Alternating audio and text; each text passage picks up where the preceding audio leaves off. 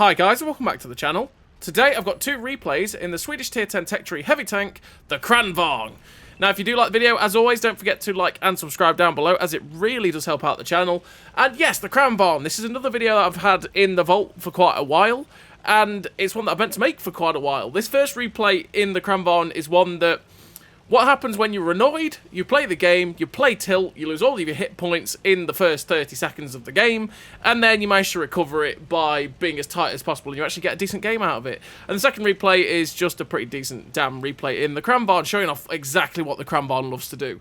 And the Kranvagn is one of my favourite tier 10 heavy tanks. I've always really loved this tank because the turret armour is godly. It is godly. If you turn the turret slightly to the, if you turn the turret to the left and right, ever so slightly, you do give people the free chance to shoot the side of the turret, which then makes the turret pointless. But on the whole, if you're facing your enemy targets, your turret is amazing. And then you have 12 degrees of gun depression on top of that, which is utterly beautiful.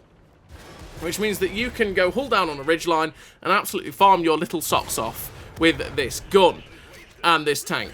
The gun is a little bit derpy, which is something you've got to be careful of, and the penetration isn't the best on the standard rounds. You do have a fairly long intricate reload of 3 seconds, and that means it does take a little bit to get the clip out, which is what you've just seen happen in this replay. So this first replay, as you've seen, we've managed to get 1600 damage nearly for doing, you know, all 4 shots out of the clip, but we also lost 1800 hit points because we poked that corner really sillily. And that's because, again, I was just a bit annoyed. I was a bit frustrated playing the game, and thus I was just like, oh, I just want to drive around and get a shots in and it'll be fine. And then the whole team just turned up, and thus my hit points went kaboom. It happens to the best of us, right? Oh, it can happen like that, and you can end up going, oh, great. Now I've got to play the game with only 425 hit points. And we could have sat here, moaned, and or we could just suck it up and do our best with what we've got.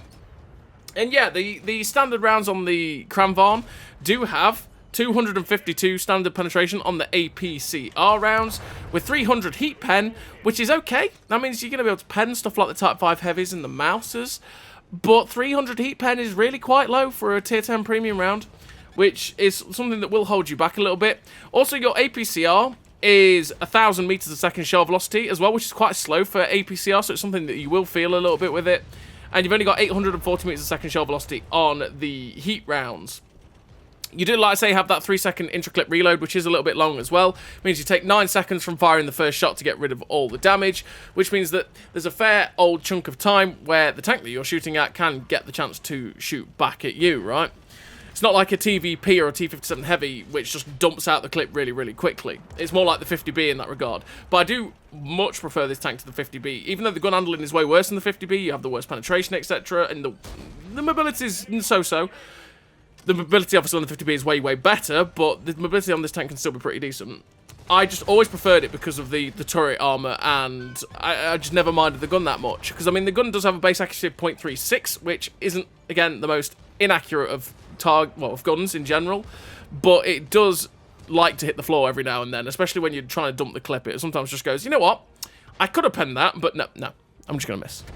But one thing you do have in the Kranvagn, which is lovely, is you do have a 60 km/h top speed, which if you run the powertrain, you get up to 62 km/h, and if you run the powertrain and off-road driving, you will hit that, which is glorious.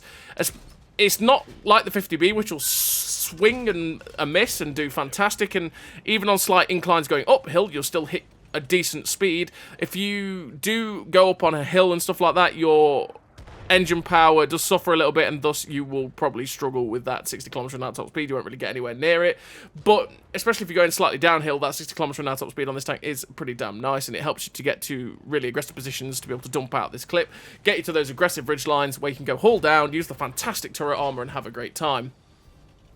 So what do I run in terms of a crew on this tank? Well, I run Born Leader, Rapid Reload, Sixth Sense, Situational Awareness, Trap Mechanics, Steady Aim, Snapshot, Run and Gun, Off-Road Driving.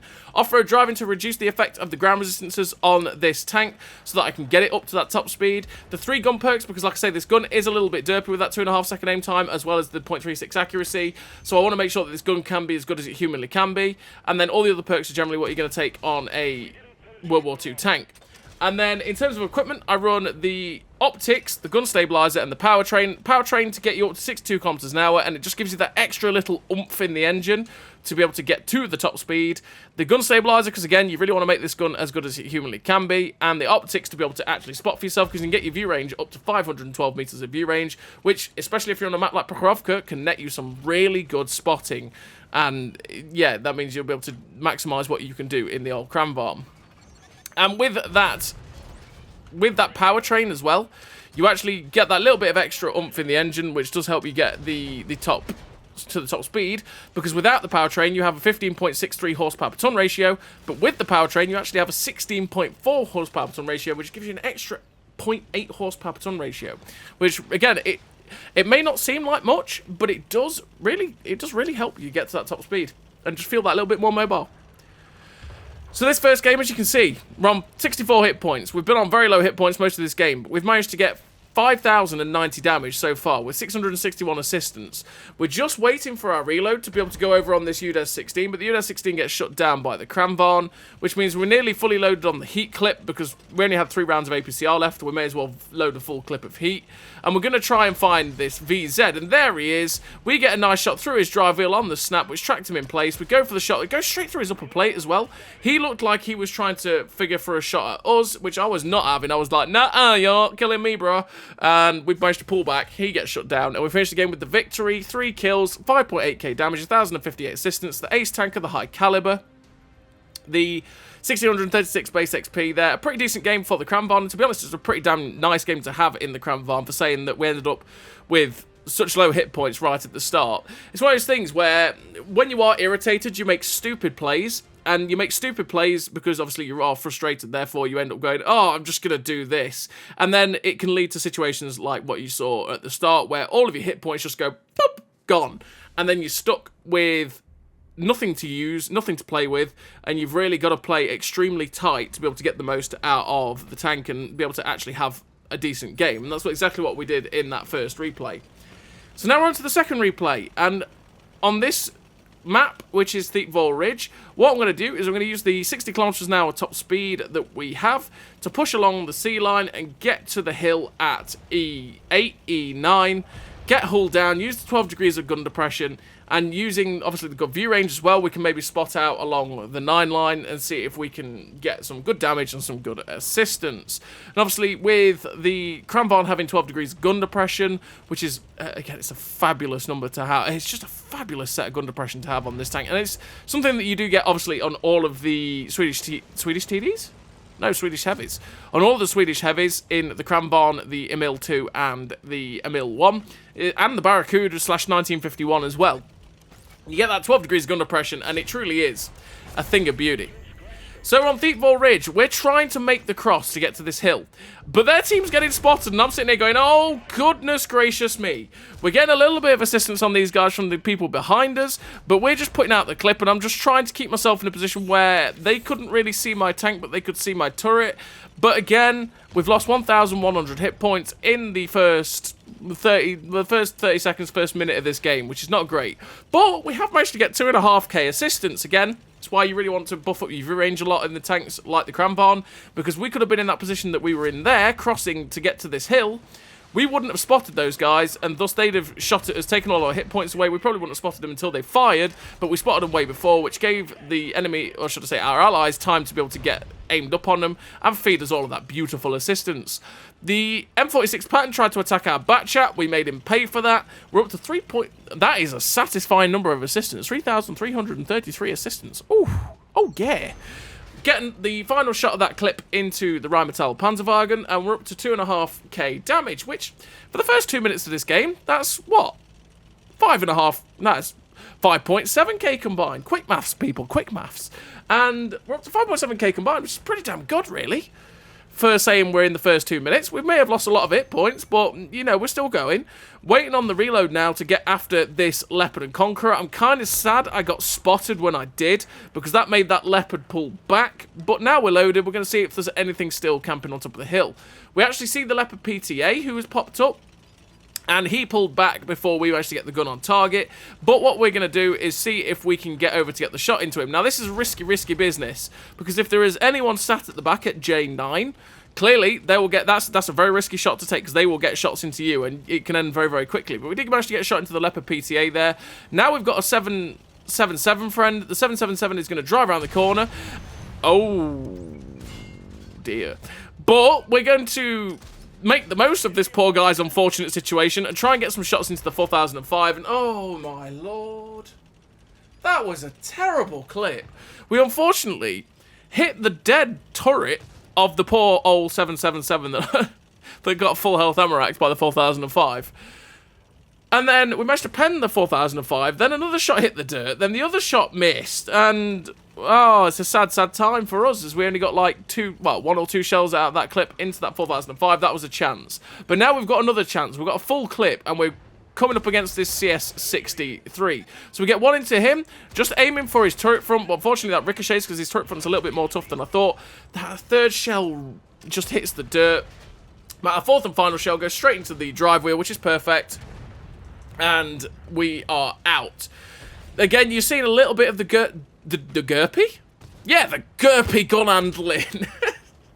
Yes, brain. That is what it is. The Derpy gun handling from this Kranvagn. You are seeing that. You've seen that a couple of shells already. We've hit the dirt when we were getting the 4005. We hit the dirt there when we had clear side shots into the CS63. This gun does love to miss, but it can still hit. And as you're seeing, we're at 4,098 damage. We were just looking to see where that 4005's gone. Then we see the Leopard PTA, and I'm thinking, oh, goodness me, he's going to be coming after us, isn't he? So we keep our front pointed towards him. Luckily, he hits our turret and bounces. But now we know the PTA is fired. This 4005 is distracted with our medium tank. So you know what? Hello, Mr. 4005. I'm here to get you. We knew we were going to take a hit from the PTA, but we've just got to be getting some shots into that Kranvagn and helping our team out. We get the final shot of the clip into the PTA, and then we get lucky that we ricochet the shell off of our tracks, but now we can get off the hill because the 4005 is dead, and that PTA is the last one alive. We're just waiting on the reload. We're 10 seconds left, and we are charging with the team to try and get after this guy. I mean, I'm looking at this PTA going, I'm probably not going to get a shell into this guy because look at our team. They are marauding. Unless he drives out in front of me. We are loaded. Oh, we ricochet. Come on, gun. Behave. We get a shot into his upper plate. The Batchat drives in front. And we get the kill. Thank you, PTA, for driving out. Thank you very much. And we finished the game with a really nice total there for the Kranvagn with the victory. 1 kill, 6.1k damage, 3.5k assistance. That's what, 9.6k combined. The ace tanker, the Confederate, the high caliber with 1,559 base XP. A pretty damn nice game there for the Kranvagn. Again, showing off what the Kranvagn's all about. It's a tank that I love playing because I love the gun depression. I like the 1600 clip. I like the mobility. And the turret armor is phenomenal. But the gun handling is a little bit derpy at times, which can be a bit frustrating. So as always, everybody, thank you very much for watching, and I'll see you next time.